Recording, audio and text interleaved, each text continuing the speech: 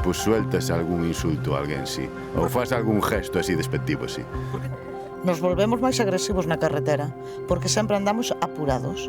E que che poñen un pouco nerviosa e a verdade é que che sale un pouco decir, non pitar non, pero, bueno, insultar un pouco internamente ás veces sí.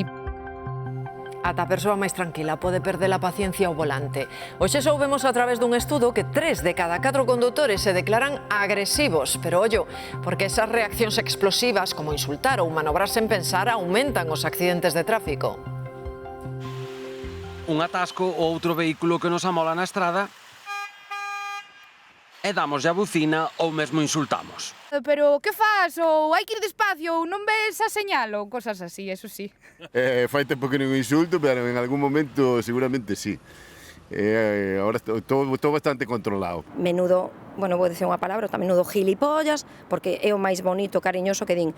Eu vexo sempre polo retrovisor, vou mirando e sí que vexo como van, acércanse moitísimo ao vehículo de diante, non deixan as distancias de seguridade. O 75% dos condutores admite que se pon agresivo ao volante e un 10% mesmo afirma que estivo a piques de chegar ás mans. Que non é normal?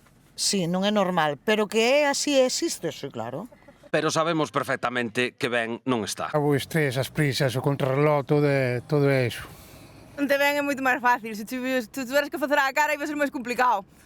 Perder a calma mentres conducimos aumenta un 30% a posibilidade de sufrir un incidente. Ese nerviosismo, ese malestar e ese enfado vai a xenerar peligro.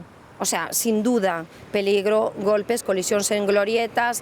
Así que ante os agravios na estrada, respirar fondo sae moito máis barato que pagar un farol escachado.